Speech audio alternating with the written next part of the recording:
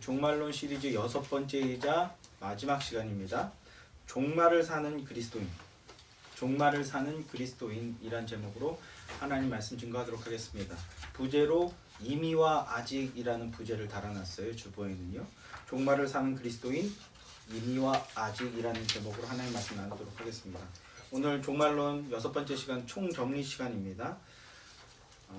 십자가에서 죽으시고 부활하신 예수님께서 500여 명의 제자들이 보는 가운데에서 하늘로 승천하셨습니다. 이 예수님의 승천하심은 마지막 날 종말을 알리는 신호탄이었던 겁니다. 사도행전 2장 17절 말씀을 보면요, 하나님이 말씀하시기를 말세에, 말세라는 건 이제 마지막 날이라고 번역할 수도 있고 종말이라도 번역할 수도 있는 말이죠. 말세에 내가 내 영을 모든 육체에게 부어주리니 너희의 자녀들은 예언할 것이요 너희의 젊은이들은 환상을 보고 너희의 늙은이들은 꿈을 꾸리라 말씀합니다. 요엘 선지자의 예언의 말씀이 약속대로 성취된 사건이 오순절 마가의 다락방에서 일어났죠. 오순절 마가의 다락방에서 약속대로 성령님이 임하신 겁니다. 그 약속의 성취로서 구약 시대에는 특정인에게만 혹은 어떤 특정 상황에만 주어지던 선지자적 역할이나 능력이 이제는 모든 그리스도인들에게 부어지는 시대가 열렸다는 겁니다. 그 시대가 바로 말세, 마지막 날 종말입니다. 그리고 요한계시록은요, 지난주에 나누었듯이 그 시대를 천년왕국이라고 말씀한다고 말씀드렸죠. 우리는 지금 천년왕국의 시대를 살고 있습니다. 종말의 시대를 살고 있는 겁니다. 그리고 주 예수 그리스도께서 승천하시고 그리고 약속하신 대로 다시 오실 그 재림의 날까지 그 모든 시간이 종말입니다. 종말을 한결같은 믿음으로 사는 자들이 바로 그리스도인이라는 겁니다. 종말의 믿음으로 산다는 것은 사이비 이단이 주는 그 종말론 신드롬에 물들거나 현혹되지 않는다라는 겁니다. 특정한 날이나 어떤 특정한 상황이나 특별해 보이는 어떤 이야기들의 현혹이 되어서 극단적으로 삶을 다 내팽개치거나 생업을 버리게 되거나 가진 재산들을 다 내놓게 되거나 최악은요, 능력도 없으면서 빚을 지게 만드는 거죠. 그래서 큰 빚을 진 채 어느 산으로 피한다거나 어느 용한 기도원으로 들어간다거나 어떤 그 특별한 공간으로 숨어 들어간다거나 해서 현실을 등진 채 어디로 피신하는 것. 우리가 마태복음 24장을 나눌 때도 말씀드리지 않았습니까? 어디로 피신하는 것. 이건 절대로 올바른 신앙이 아니다라는 겁니다. 예수님의 승천 후 시작된 종말은 사탄 통치의 마지막 종말입니다. 불신자들에게는요, 시한부 선고가 내려진 겁니다. 그게 바로 종말입니다. 이에 반해 그리스도인에게 종말은요, 그리스도인을 그리스도인답게 만드는 일종의 트레이닝의 시간이라고 할 수 있어요. 영원한 천국에 합당한 모습으로, 지금 이 모습으로는 못 들어가거든요. 그 천국에 들어가기에 합당한 모습으로 업그레이드 되어져 가는 시간이 바로 종말이고, 그렇게 하나님을 닮아가는 시간이 바로 종말입니다. 이 모양 저 모양으로 말입니다. 이 형편 저 형편으로, 이런 상황 저런 상황, 내가 미처 예측하지도 못했던 삶의 형편과 상황과 사건들로 인해서 하나님을 닮게 만들어가고 계신다라는 겁니다. 또한 종말의 믿음으로 산다는 것은 거짓의 통치자로서 최후의 발악을 하고 있는 뱀의 후손이죠. 사탄과 그의 세력들을 제압해 나아가는 그 삶을 살아가는 게 바로 종말을 믿음으로 산다는 겁니다. 하나님을 쫓아하고 예수님을 흉내내는 게 사탄입니다. 그러나 사탄에게는요, 진리가 없어요. 진리가 없으니 진실이 없습니다. 사탄은요, 사람이 원하는 것, 사람들이 기대하고 사람들이 원하는 것을 줄 수 있습니다. 병을 고쳐준다든지, 부요함과 풍요함을 가져다 준다든지, 기타 등등 어떤 육신적인 문제를 해결해 주거나 육신적인 만족을 주는 것, 사탄은 그것은 할 수 있습니다. 그러나 사탄은요, 무엇을 주지 못합니까? 생명을 주지 못합니다. 그리고 빼앗아 가지도 못합니다. 그리고 사탄은 사랑이 없습니다. 아가페의 사랑, 나를 내어주는 사랑, 나를 내어주고 희생함으로써 상대를 살려내는 사랑, 사탄에게는 없습니다. 이런 사탄을 제압하는 방법이 있어요. 그 방법이 무엇이냐면 하나님이 계획하시고 예수님이 실행하신 방법을 그대로 배워서 따라하는 것입니다. 그게 뭡니까? 사랑입니다. 사랑. 이웃을 위해서 자신을 내어주고 예수님처럼 자신을 찢어내는 사랑 앞에서 사탄은요, 아무런 힘도 발휘하지 못합니다. 진리 안에서 사랑하는 공동체를 이루고 서로를 내 몸같이 사랑해 나갈 때 사탄은 그 더러운 영향력을 더는 발휘할 수 없게 되고 멈출 수밖에 없게 됩니다. 그리고 뭐 다른 먹잇감을 찾아서 떠나버리게 되는 거죠. 예수 안에서 진리를 따르는 믿음 안에서 예수님처럼 형제를 사랑해 나갈 때, 사랑의 공동체를 이루어 나갈 때 그리스도인들은요, 사탄을 짓밟게 되는 겁니다. 제압해 버리게 되는 겁니다. 이 능력이 임하게 되는 것이 바로 생명인데요. 이 생명이 어떻게 주어지는 겁니까? 생명의 근원, 생명의 동인이 뭡니까? 우리가 그런 사랑을 할 수 있는 존재가 되는 그 근원이 뭡니까? 요한복음입니다. 요한복음 5장 24절 말씀 함께 보죠. 내가 진실로 진실로 너희에게 이르노니 내 말을 듣고 또 나 보내신 이를 믿는 자는 영생을 얻었고 심판에 이르지 아니하나니 사망에서 생명으로 옮겼느니라. 나 보내신 이를 믿는 자는 영생을 얻었고 심판에 이르지 아니하나니 사망에서 생명으로 옮겼느니라 라고 말씀합니다. 예수님이 재림하시면요, 그날이 종말의 끝입니다. 참된 그리스도인이란 그날을 대망하면서 살아가는 거예요. 예수님이 다시 오시면 완전히 끝난다. 그날을 대망하는 겁니다. 그날이 오면 근데 어떤 일이 벌어집니까? 심판이 있어요. 5장 29절 말씀을 보면요, 선한 일을 행한 자는 생명의 부활로, 악한 일을 행한 자는 심판의 부활로 나오리라 라고 말씀하죠. 생명의 부활, 심판의 부활, 이것이 요한계시록 20장에서 말씀하시는 둘째 부활 혹은 둘째 사망의 해인데요, 예수님이 재림하시는 날이 종말의 끝날이고 둘째 사망의 날입니다. 그날에 뭐가 있다? 심판이 있다라는 거예요. 선한 일을 행한 자는 뭡니까? 착한 일을 많이 한 자입니까? 그런 뜻이 아닙니다. 성경이 말한 선한 일을 행한 자는요, 예수 그리스도를 온전히 믿는 그 그리스도인, 예수 그리스도를 믿는 자를 말하는 겁니다. 그럼 악한 일을 행한 자는 뭐겠습니까? 불신자를 말하는 거죠. 불신자. 예수 그리스도를 믿지 않는 자. 예수님이 재림하시는 날 이 두 부류 다 심판대 앞에 서게 됩니다. 심판대 앞에 서게 되지만 예수 그리스도를 믿는 자들은 정죄를 받지 않게 된다라는 거예요. 왜 그렇습니까? 그 이유가 뭔가요? 내 말을 믿고 나 보내시니, 즉 예수 그리스도를 통해서 하나님을 믿는 자는, 여기가 중요합니다, 이미 영생을 얻었기 때문입니다. 이미 영생을 얻었다. 예수 그리스도의 의로 이미 감싸져 있어서 선한 일을 행한 자로구나 라고 칭함을 받게 된다는 거예요.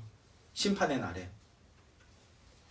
그리스도인이란 이미 영생을 소유하였기 때문에, 이미 사망에서 생명으로 옮겨진 존재였기 때문에 심판이 와도 패스, 그때 이미 결제됐어.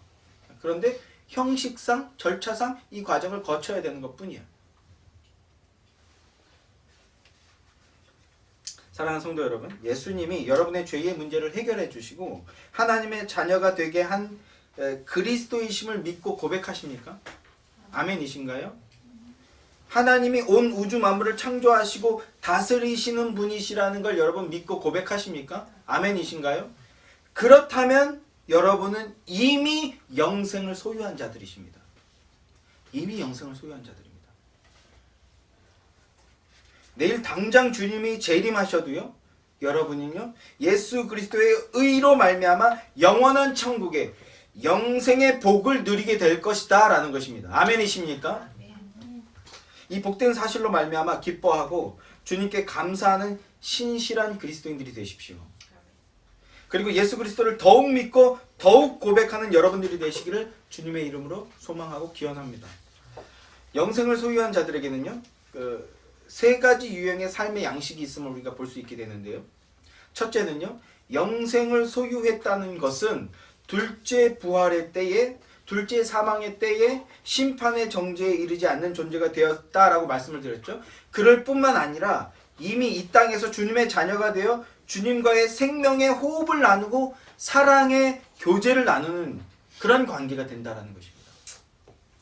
둘째, 이미 영생을 소유한 자들이 죽으면 그 영혼이 하나님이 계신 곳에 먼저 가 있게 된다라는 거예요. 여기서 우리 이제 약간의 오해가 있는데, 십자가상에서 하나님의 은혜를 구했던 우편 강도에게 예수님께서 말씀하시죠. 네가 이제 나와 함께 낙원에 있으리라, 이렇게 말씀합니다. 이걸 그래서 천국은 뭐고 하나님 나라는 뭐고 낙원은 뭐고, 그리고 지금 죽은 사람들은 어디가 있다 어디로 옮겨지고 막 이렇게 혼란스럽게 생각하시는 분이 있는데요. 다 같은 말이에요. 다 같은 말이에요.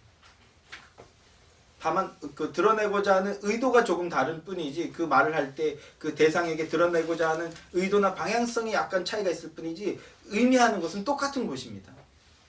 이걸 요한복음식으로 표현하면 어떻게 됩니까? 네가 지금 나와 함께 낙원에 있을 것이다. 우편 강도에게 하신 이 말씀을요, 요한복음은 어떻게 표현합니까? 영생이 있을 것이다. 내가 영생을 얻었다. 이렇게 말하는 겁니다. 자신이 죄인임을 고백하고 영생을 간구한 우편 강도는요, 즉시 영생 안에 머무르게 된 겁니다. 낙원 안에 머무르게 되는 겁니다. 천국에 거하는 존재가 되었다라는 겁니다. 이 땅에서 영생을 소유한 자들은 죽으면요, 그 영혼이 낙원, 천국, 하나님 나라에 거하게 된다라는 겁니다. 이제 이런 말로 이제 헷갈려 하시는 분들이 없으시길 바랍니다. 그래서 그리스도인들은 살아도 주님의 것이라고 고백하고요, 죽어도 주님의 것이라고 고백하는 겁니다. 이 영생의 믿음과 소망이 더욱 견고해질수록 이 땅에서 오래 살게 하시면, 주님 주신 사명이 뭔가 더 있구나, 감당할 것이 있구나 라고 여기며 열심히 그 사명을 쫓는 삶을 살게 되는 거고요.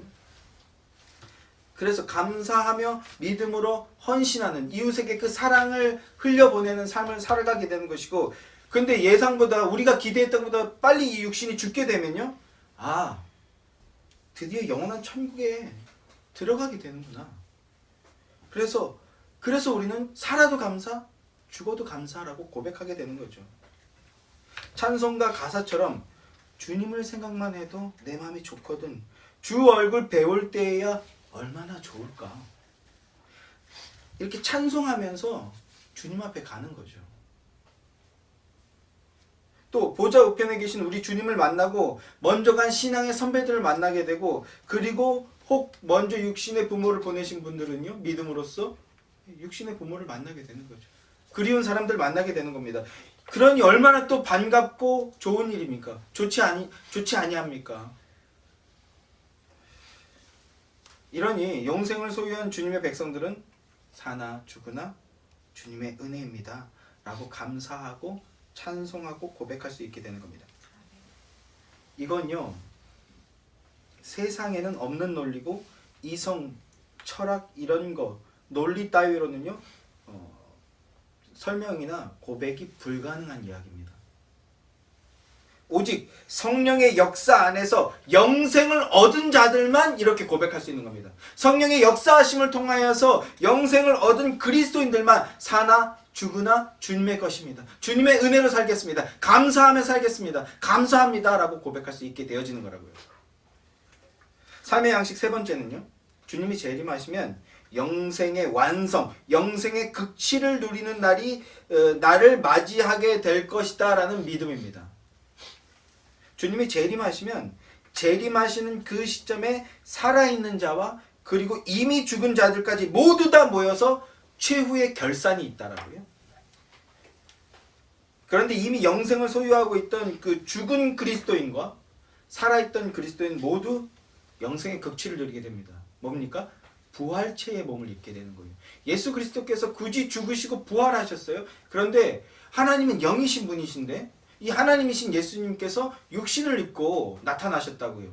왜 그리고 그 육신을 입고 승천하셨습니다. 왜 그렇게 하셨다고요? 종말의 끝, 새하늘과 새 땅이 도래했을 때 우리가 입게 되는 부활의 극치를 보여주시는 거라고요.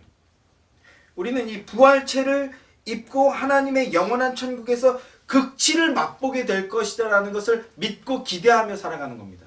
그것이 믿음입니다.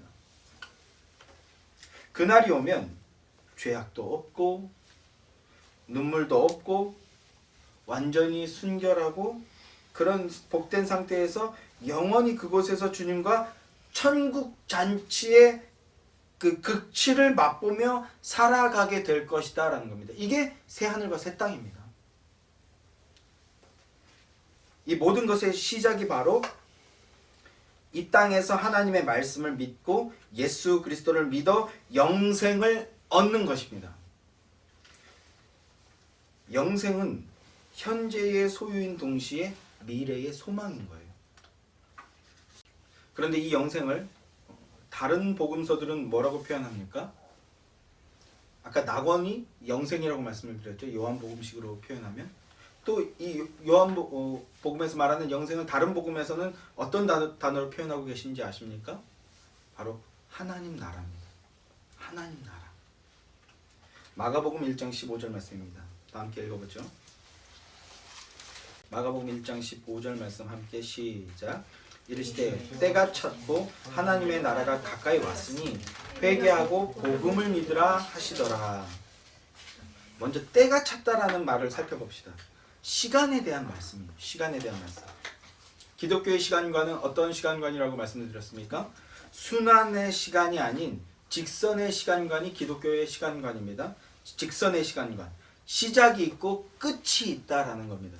순환은 뭡니까? 다시 도돌이하는 윤회주의죠. 윤회주의도 아니고 한 세대라는 세트가 끝나서 포맷이 되고 다시 새로운 세대가 세팅이 되는 세대주의적 시간관도 아닙니다.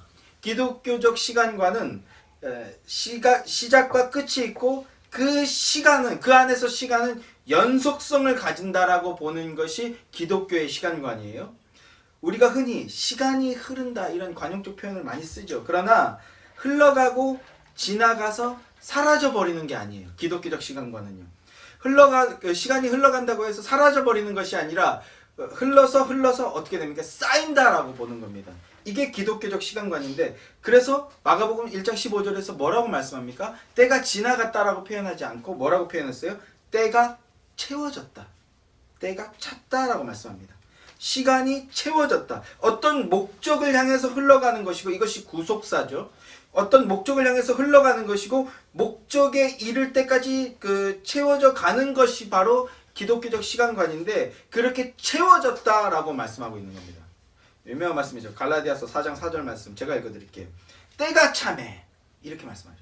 때가 참에 때가 참에 하나님이 그 아들을 보내사 여자에게서 나게 하시고 2000년 전 예수님께서 왜 2000년 전 2020년 대략 2020년 전이죠. 왜 그때 예수님께서 오셨습니까?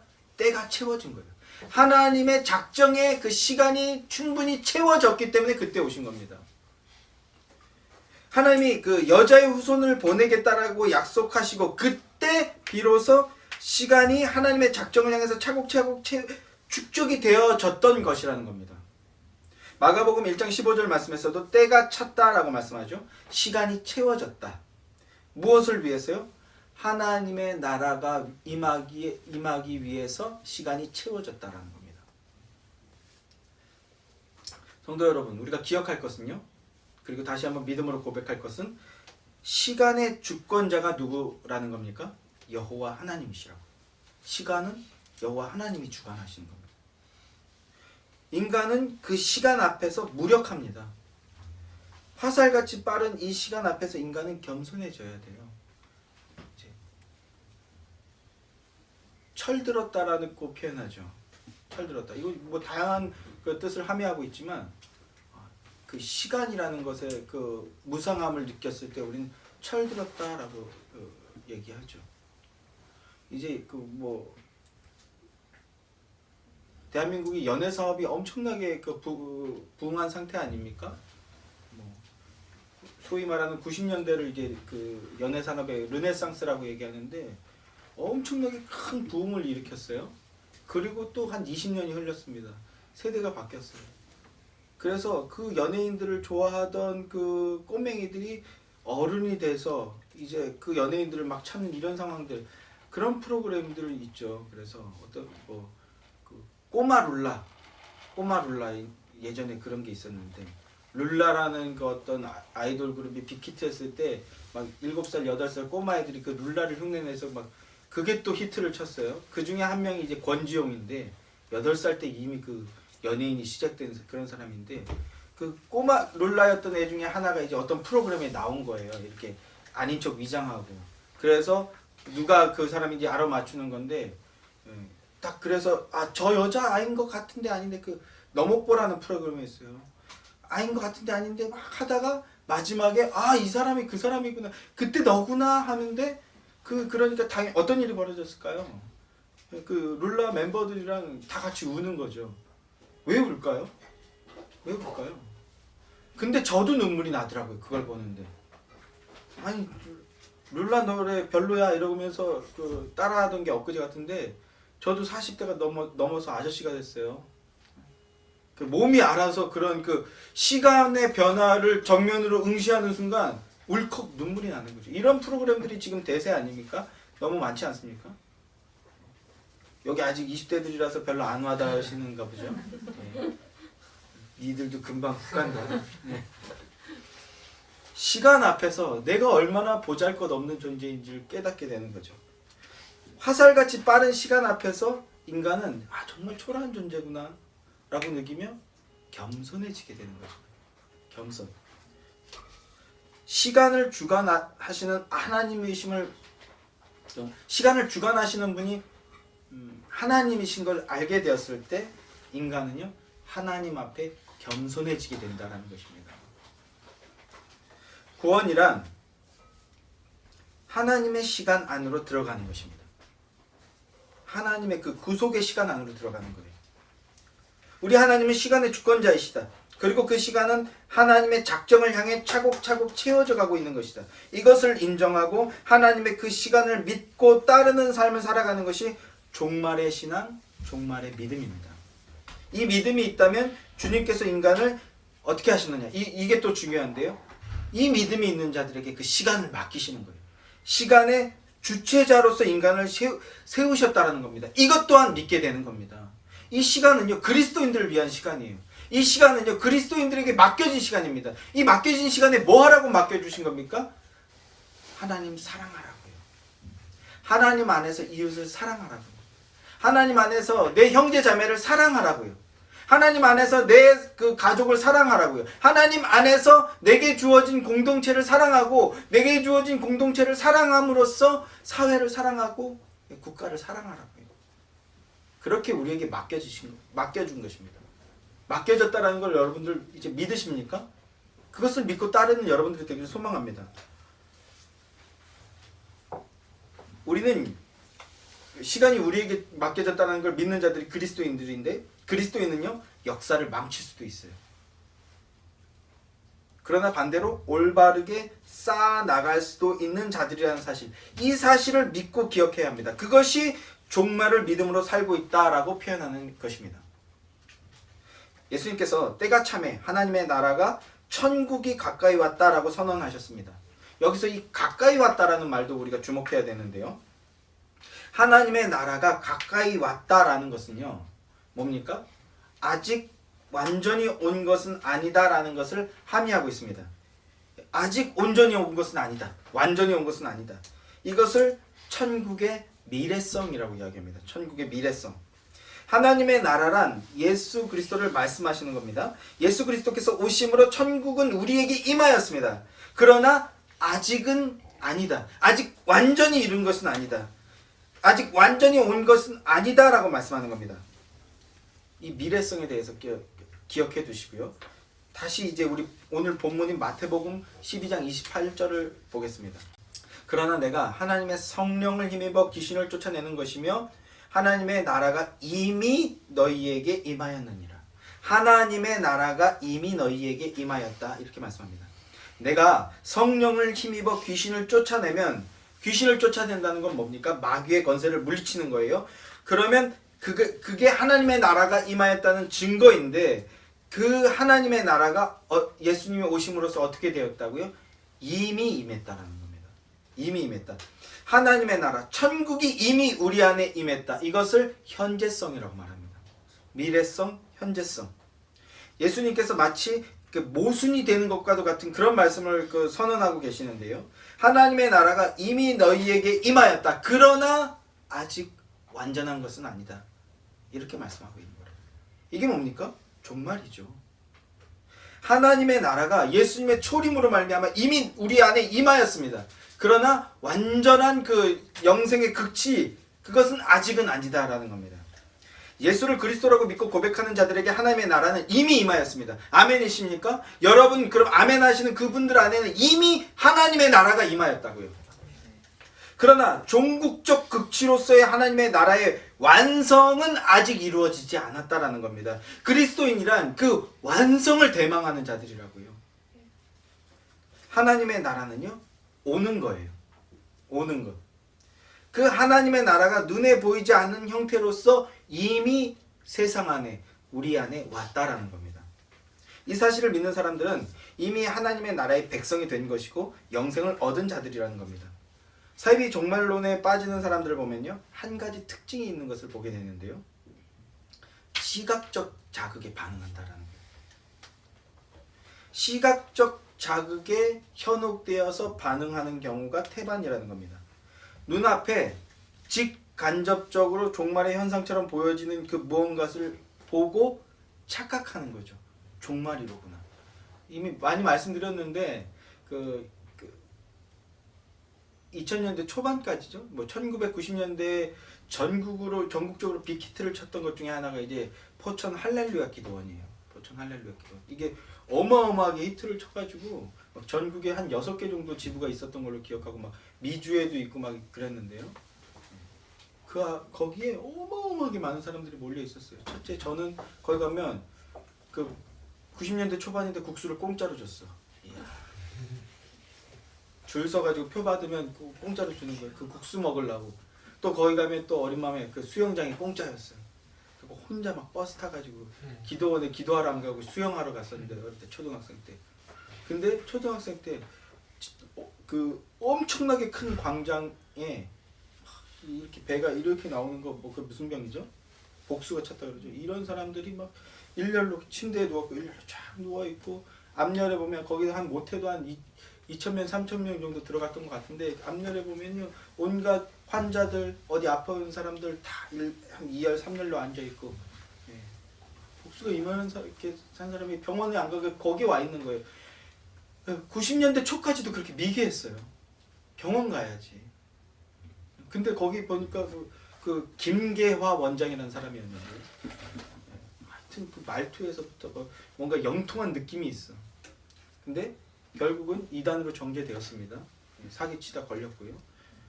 제가 기억나는 건요, 애가 머리통이 이만한데 그 안에 암이 들어있는 거라는 거예요. 암이. 제가 그날 그 현장에 저도 있었어요. 그 MBC 고발 프로그램에 그게 나왔는데, 그래갖고 걔를 앞에 세워놓고, 암이 이만하게 있는 애를 앞에 세우는 것 자체가 너무 무지하지 않습니까? 사실이라면.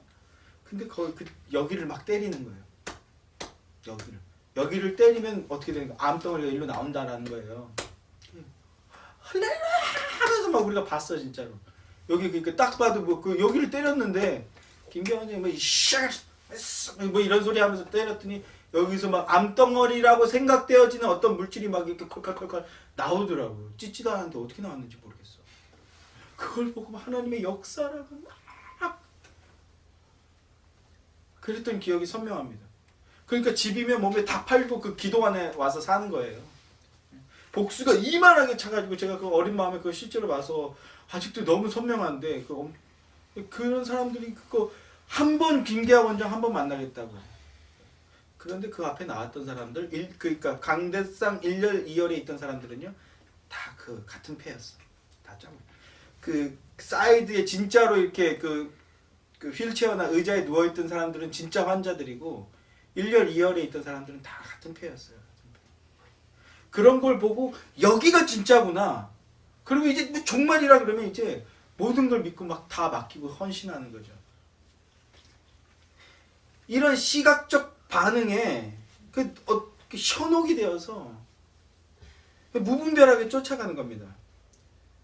예, 그런 표적이라면 그나마 나은데요. 낫다고 할 수도 있겠는데 아예 거짓된 이단 사설에 빠진 많은 사람들을 사람들을 보는 거예요.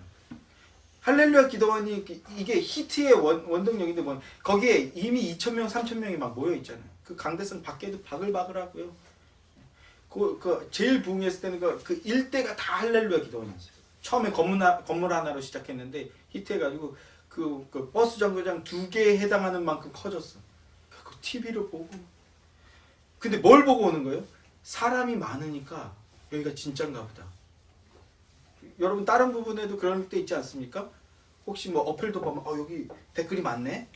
이 식당에 시켜 먹을까? 이러지 않아요 우리가? 또 저만 그러나요?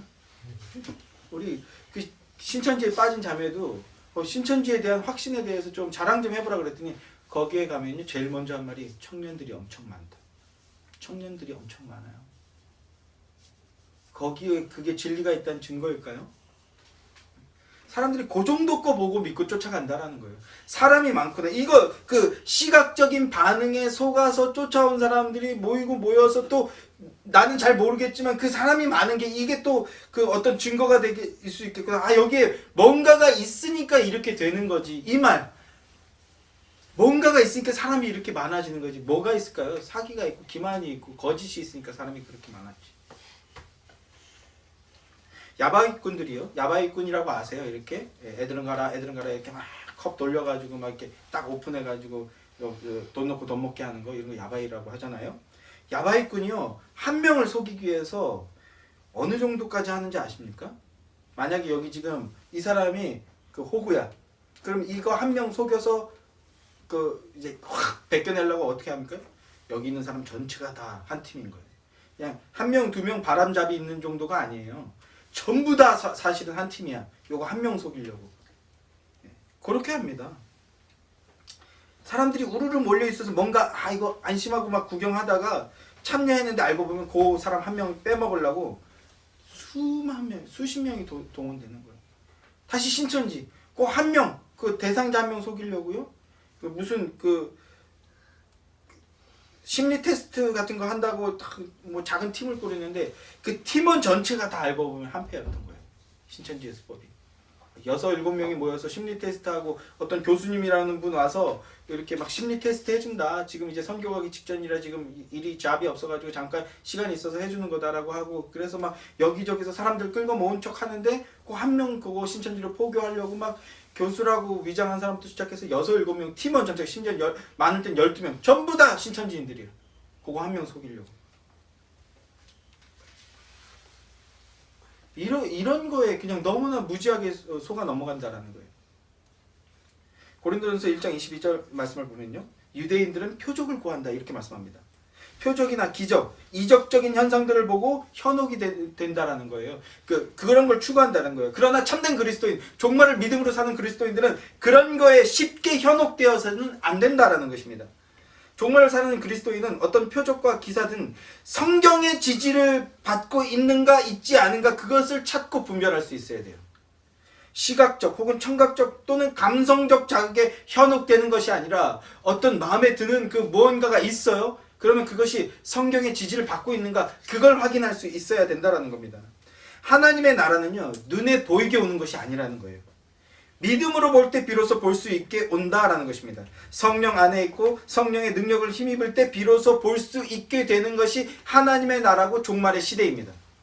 그래서 히브리 기자는 믿음의 선진들을 말하면서 뭐라고 말했다고요? 이미 몇 주 동안 계속 반복하고 있지 않습니까? 믿음은 바라는 것들의 실상이요 보지 못하는 것들의 증거다. 이렇게 신앙을 고백하면 믿음의 삶을 살았다고요. 우리 그 신앙의 선배들이. 예수님은 제자 도마에게 또 의심하는 제자 도마에게 이렇게 말했죠. 보고 믿는 자보다 보지 않고 믿는 자가 복되다라고요. 믿음으로 보라는 겁니다. 성령 안에서 성령의 능력을 힘입어 말씀을 믿음의 눈으로 보게 될 때 그 믿음으로 눈에 보이지 않는 하나님의 나라를 바라볼 수 있게 된 자들이 바로 종말을 사는 그리스도인입니다. 이 시간 예배하는 여러분들이 그런 복된 그리스도인들이 되시기를 주님의 이름으로 소망합니다. 믿음으로 이미 주어진 하나님 나라를 선취하면서 살아가시는 복된 그리스도인들이 되시기를 주님의 이름으로 기원하고 소망합니다. 예수를 믿으면 그것은 인류에게 주어진 인생 최대의 일이 벌어진 거예요. 예수를 믿음으로 하나님의 나라, 하나님의 사랑의 아들의 나라로 우리는 이미 옮겨진 겁니다. 이미 주어진 하나님의 나라의 풍요를 누리는 복된 성도들이 되시기를 소망합니다. 나아가 눈에는 안 보이지만 권능으로 임하여 완성의 극치를 이룰 오는 하나님의 나라를 믿음으로 붙들고 소망하며 사는 여러분들이 되십시오.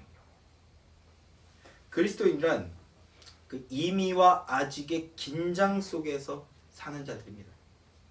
이미와 아직 안에는 긴장이 있는데 그 긴장 속에서 사는 자들입니다. 미래성과 현재성 둘 다를 믿고 사는 자들입니다. 혹시 그런 경험들이 있으신가요? 이 즐거운 학교 수업이죠. 학교 수업이 끝나고 부모님 품으로 돌아가기 위해서는 반드시 정문을 통과해야 됩니다. 운동장으로 나와서 신발을 갈아 신고 저 멀리 있는 정문을 향해 가야 되는 거예요. 그런데 저쪽에 있는 저 정문은 안 보고, 저기 있는 정문은 안 보고 땅만 보고 가는 사람들, 이렇게 대략 정문이 저쪽에 있지라고 대략 인지해 놓고 생각하면서 땅만 보고 이렇게 터덜터덜 걸어가는 사람들이 간혹 있는데, 그러면 어떤 일이 벌어질까요? 혹시 그런 경험들 있으셔요? 정문이 있는데 그냥 이러고 가는 애들 있죠. 그러면 어떤 일이 벌어질까요? 내 딴에는 잘 걷고 있다고 생각하지만, 그런데 고개를 들어보면요, 때로는요 전혀 엉뚱한 쪽으로 가고 있는 거예요. 네, 정문이 저쪽이니까 이렇게 걸어가고 있는데, 그래서 어느 순간 고개를 들어보면 이쪽에 와 있어요. 이 정도의 간격이 벌어질 수도 있다라는 겁니다. 정문에서 완전히 다른 길로 가버릴 수도 있는 거예요. 하나님 나라의 미래성과 현재성은 그런 위험을 방지해 주는 거예요. 임하고 있는 하나님 나라를 소망한다는 것은요, 표대를 향해서 나아가는 겁니다. 표대를 향해 담대하게 나아가는 구원의 믿음을 말하는 겁니다. 시간의 주권자는 하나님이시다라고 말씀을 드렸죠. 하나님의 시간은 언제예요? 지금입니다. 지금. 다시 한번 말씀드릴게요. 하나님의 시간은 언제이냐? 지금입니다. 하나님은 과거에도 현재로 계시고, 현재도 현재로 계시고, 미래도 현재로 보고 계시는 분입니다. 이것이 바로 여호와, 나는 나다라는 그 번역한 그 말의 뜻이라고 말씀을 드렸죠. 그러니까 하나님의 시간을 따르는 그리스도인들은 언제를 사는 겁니까? 과거를 사는 자들이 아닙니다. 무작정 미래지향적으로만 사는 자들이 아닙니다. 현재를 사는 자들이고, 현재를 현실 안에서 실제적으로 살아가는, 지금을 실제적으로 살아가는 자들이고, 미래를 대망하면서, 완성된 미래를 믿음 안으로 확신하며 대망하며 살아가는 자들입니다. 그리스도인은 날마다 지금, 오늘, 현실을 사는 자들입니다. 그러니까 어제가 내가 뜻한 대로 잘 안 됐어요. 내 기대만큼 안 됐어요. 내 원한 만큼 안 됐어요. 혹시 그러십니까? 그런 경험들이 있으신가요? 그러나 그리스도인은 그 어제 지나간 것들에 대해서 너무 연연해하지 않는 겁니다. 그런 그 염려들을 내려놓고 성령 안에서 믿음으로 오늘 다시 새롭게 시작하는 겁니다. 새롭게, 신선하게, 신실하게 살아가는 겁니다. 또 내일을 두려워하고 살고 계십니까? 내일이 염려되시나요? 우리 주님은 뭐라고 말씀하셨죠? 염려하지 마라. 내일 염려는 내일이가 하게 해라. 내일 걔나 염려하게 냅둬라. 너는 오늘을 살아라. 이미 시작된 하나님의 나라를 선취하는 삶을 살아라. 지금을 살아라. 그리고 오늘을 사는 것이 바로 그리스도인이라고요. 오늘을 최선을 다해서 성실히 생활하는 것을 통해서 내일의 소망을 가질 수 있게 하는 것. 시간은 쌓이는 거고 우리의 신실함도 쌓이는 거니까 오늘 지금을 사는 것이 바로 그리스도인이라는 겁니다. 운동장 이야기를 다시 해볼게요. 오늘을 열심히 사는 것, 지금을 열심히 사는 것, 그걸 땅바닥을 보고 걸어가는 거라고 가정을 해봅시다. 땅바닥만 보고 열심히 가다 보면 열심히 갔으나 그 방향을 잃고 엉뚱한 길로 빠지기 십상이라는 겁니다. 혹 가방이 무겁다고 뭐 인생의 짐이라고 표현할 수 있을까요? 죄의 짐이라고 표현할까요? 가방이 무겁다고 해서 땅바닥을 보고 걷게 되더라도 그리스도인은 중간중간 정문이 저쪽에 있지, 정문의 방향을 확인하면서 걸어가는 자들입니다. 그래야 길을 잃지 않는 거예요. 결말을 알고 결말을 향해서 매일매일을 실행하며 살아가는 자들이라는 겁니다. 그것처럼 그리스도인은 육신의 눈에 보이지 않지만 이미 임한 하나님의 나라를 믿음으로 선명하게 바라보며 사는 자들입니다. 그러나 동시에 미래에 완전하게 임할 종말의 극치를 이룰 완성된 하나님의 나라도 믿음으로 바라보며 걸어가는 자들입니다. 그것이 하나님 나라의 미래성과 현재성입니다. 이미와 아직입니다. 이미 임한 하나님의 나라를 선취하며 사는 그리스도인들이 되십시오. 그리고 동시에 아직은 오지 않은 하나님의 나라를 한결같은 믿음으로 대망하며 사는 복된 그리스도인들이 되시길 소망합니다. 마지막으로 종말을 사는 그리스도인은 눈에 보이지 않는 하나님의 나라를 증명하는 실존이요 실체가 되어야 됩니다. 하나님의 나라는 눈에 보이지 않게 이미 임하였습니다. 그런데 그리스도인은요 그거를 증명하는 실존이요 실체가 되어야 된다는 겁니다. 그리스도인의 삶과 인격으로 세상 사람들에게 하나님의 나라가 이미 임했음을 훤히 보여주어야 한다라는 겁니다. 로마서 14장 17절 말씀입니다. 로마서 14장 17절 말씀 함께 읽죠. 한 목소리로 합독하죠. 시작. 하나님의 나라는 먹는 것과 마시는 것이 아니요 오직 성령 안에 있는 의와 평강과 희락이라. 하나님의 나라는 의와 평강과 희락이라 말씀합니다. 의와 평화와 기쁨이다. 하나님의 나라는 이미 우리 안에 임했습니다. 그러나 그 하나님의 나라는 눈에 보이는 나라가 아니라고요. 그런데 그 하나님의 나라가 이미 임했음을 그리스도인은 보여내고 증명해야 되는 겁니다. 하나님의 나라가 여기에 있음을 어떻게 보여낼 수 있는가 했을 때 의를 행함을 통해서 보여내는 것이라는 겁니다. 예수의 의를 행하는 거예요. 죄인들을 대표로 해서 등장하는 바리새인과 그 유대인들은요, 그 스스로의 판단으로 예수를 그리스도로 거부했습니다. 예수가 그리스도인 것을 거부했습니다. 예수님의 말이 좋은 말인지 알겠고 그가 좋은 일을 하는 것인지 알겠지만 그러나 그를 그리스도로 받지 않았습니다. 왜 그랬을까요? 여러 가지로 표현할 수 있겠지만 오늘은 한 포인트만 잡는다면 현실과 맞지 않다라는 거예요. 이 현실과 맞지 않다. 그게 어떤 의미냐면 결국은 자신들이 만들어낸 율법이라는 고정관념이 있었는데 그 자신들의 그 율법이라는 고정관념에 맞지 않다라는 거예요. 그리고 자신들이 바라고 원하는 욕망이 있었습니다. 그 욕망에 부합하지 않는다라는 거예요. 자기들의 관념과 욕망을 현실이라고 말하고 그 욕망의 그 현실에 부합하지 못하기에 예수님을 거부하고 심지어 어떻게 했습니까? 예수님을 죽였습니다. 예수님의 시간 안으로 돌아왔다는 건 뭡니까? 오직 하나님만이 의로운 분이고 하나님의 말씀을 순종하고 따르는 길만이 의로운 길이라는 것을 믿고 고백하는 거예요. 그리스도인은 어떤 방향으로 나아가야 하는가? 점점 더 의로운 방향으로 나아가야 된다는 거예요.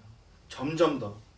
종말의 시간을 믿음으로 사는 그리스도인은 시간이 흐를수록 세월이 흐르면 흐를수록 점점 더 바리새인들처럼 내가 기대한 그 현실과 맞지 않아서 거부하고 거절하는 것이 아니라 그 반대로 가는 거라고. 나를 쳐서 복종하게 만들고 점점 더 예수의 의를 따르는 그 방향으로 자신을 끌고 가야 된다라는 겁니다. 비록 신앙이 어릴 때는요, 때때로 내 열심, 내 수고, 내 공로, 내 의를 드러내는 길로 가는 실수, 범죄를 저질렀더라도 시간이 흐르면 흐를수록 하나님의 의를 드러내고 예수의 의를 이루는 길로 나아가는 것이 종말을 사는 그리스도인들의 모습이어야 되고 그것이 바로 하나님의 나라가 실체하고 있음을 드러내는 거라고요. 그런 삶을 사는 여러분들이 되시길 소망합니다. 점점 더 의로운 방향으로 가면서 동시에 또 뭐라고 얘기합니까? 평화를 이루라고 말합니다. 로마서 14장 17절 말씀. 의를 이루면서 동시에 뭘 하라? 평화를 이루는 방향으로 가라고 합니다. 완전한 평화는요, 주님이 재림하셔야 이루어집니다. 그때까지 우리가 대신 그 평화를 보여내기 위해서 힘써야 된다라는 것인데, 그런데 여러분 생각해 보십시오. 이 의와 평화는요, 서로 하나로 조화를 이루어내기에 어려운 조합입니다. 우리가 예수의 의 교회 아닙니까? 예수의 교회? 의라는 건요, 뭡니까? 불의를 참지 않겠다는 거예요. 불의를 보면 참지 않겠다. 투쟁하겠다는 겁니다. 그래서 이렇게 설교가 투쟁적입니다. 근데 평화는요? 저는 좀 평화주의자는 못 되는 것 같은데, 그렇게 비추어보면. 평화는 어떻게 옵니까? 내 의견을 줄일 때 관계에 평화가 오죠. 내 의견을 줄이고 상대의 의견을 높여줄 때 평화가 옵니다. 내가 손해볼 때 그때 평화가 찾아옵니다. 의를 지키고 보존해야 되는데, 평화를 지키기 위해서는 이 의를 손상시켜야 돼요. 희생시켜야 됩니다. 손해를 보는데 마음의 희락과 기쁨이 오는 것 또한 쉽지 않죠. 손해를 보면서 기뻐하는 사람들이 그러니까 상처를 받으면서 기뻐한다라고 얘기했죠. 그런 사람을 우리는 뭐라고 얘기합니까? 상처를 보면서 막 희락을 느끼는 사람을 뭐라고 얘기하죠? 변태라고 얘기하죠. 의를 위해 투쟁하는데 평화가 오고, 그리고 그 의와 그 평화로 말미암아 기쁨을 얻는다? 조화되기가 불가능한 겁니다. 그런데 사도 바울은 그런 삶을 살아야 된다고 말하죠. 가능하다라는 거예요. 언제 이런 일이 가능합니까? 언제일까요? 하나님의 통치와 다스림을 받을 때 가능하다라는 겁니다. 성령 안에서 하나님의 통치와 다스림에 순복할 때, 이게 하나님 나라잖아요. 하나님 나라 안에 있을 때 이런 일들이 나타난다라는 겁니다. 그리스도인이란 목숨을 걸고서라도 예수의 의를 말하는 자들이란 뜻입니다. 주님을 대적하는 자들, 거짓과 불의를 향해서 분명히 의를 선포하고 변증하고 보존하는 자들이라는 겁니다. 근데 사랑이 없는 의는요, 우리가 예수의 의 교회니까 이 말씀을 더 드려야 되는 것 같아요. 사랑이 없는 의는 폭력이 되기 십상입니다. 부모도요, 사랑한다고 말하지만 너무 의를 앞세울 때 부모 자식 관계가 폭력적인 관계로 변질될 수 있죠. 그 관계가 깨어질 수 있습니다. 사랑이 없는 의는 폭력이 되기 십상입니다. 그러나 예수 그리스도의 의는요, 십자가에서부터 나오는 의입니다. 십자가의 대속의 죽음에서부터 발출되어진 의입니다. 세상에는 없는 의죠. 십자가의 의는 사랑의 의입니다. 사랑. 그럼 하나님의 사랑은 뭡니까? 하나님의 사랑? 하나님의 사랑은 내어줌이에요. 내어줌. 파라디돔이라는 단어인데, 뭘 내어줬습니까? 모든 걸 내어주셨어요. 하나님은 모든 걸 내어주셨습니다. 그 증거가 뭡니까? 아들을 내어주셨죠. 아들을 내어준 사랑입니다. 또 하나님의 사랑은요, 죽어줌입니다. 모든 걸 내어줬는데 뭘까지 내어줬다고요? 생명까지 내어줬습니다. 아낌없이. 그것도 대신 죽어주는 거예요. 대신. 그 내어줌과 죽어줌으로 인해 뭐가 옵니까? 샬롬, 에이레네, 평화가 찾아온 겁니다. 이것이 바로 그리스도인이 믿고 따라야 할 의의 모습이에요. 예수의 교회가 가야 할 그 의의 모습입니다. 이 모습이 하나님 나라의 백성이 되고 하나님의 통치와 다스림 가운데 있을 때 나타나게 된다는 겁니다. 성령 안에 있을 때, 하나님의 나라가 되었을 때 의와 평강과 희락이 동시에 이루어지는 삶을 살아낼 수 있게 된다라는 것입니다. 한번 돌아보시기 바랍니다. 내 의를 위해서만 살지는 않았는지, 내 의를 위해 하나님의 사랑을 손상시키지는 않았는지, 내 의를 고집하다가 평화를 깨뜨리지는 않았는지. 성도 여러분, 그리스도인은 종말의 때를 사는 자들입니다. 종말을 산다는 것은 오늘을, 지금을 살아가고 있다라는 것입니다.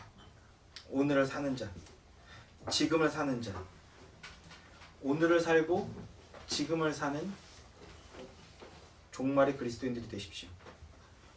종말의 그리스도인으로 한 증거로서 우리 대표인 마틴 루터, 종교개혁가 마틴 루터는 이런 말을 했죠. 내일 종말이 온다면 나는 오늘 사과나무, 한 그루의 사과나무를 심겠다. 우리나라만 알고 보니까 세계에서 유일하게 우리나라만 이 말이 스피노자가 한 말이라고 오해하고 있다라고 하더라고요. 내일 종말이 오면 나는 오늘 한 그루의 사과나무를 심겠다, 이 말이요. 알고 보니 마틴 루터가 한 말이더라고요. 종말의 신앙이 있기 때문에 가능한 말이죠. 오늘을 사는 겁니다. 완성될 영원한 나라를 대망하면서 오늘을 신실하게 사는 겁니다. 감리교 창시자인 요한 웨슬레도 이런 말을 했습니다. 내일 종말이 오더라도 나는 내일이 오면 나는 내일 그때 내가 하기로 한 그 일을, 주님이 주신 그 일을 하겠다. 이것이 바로 오늘을 사는 자의 모습이고 종말을 사는 그리스도인의 모습이죠. 종말을 사는 그리스도인의 정신인 겁니다.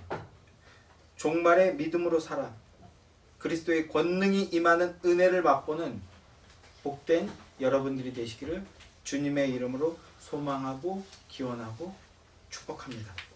기도하겠습니다.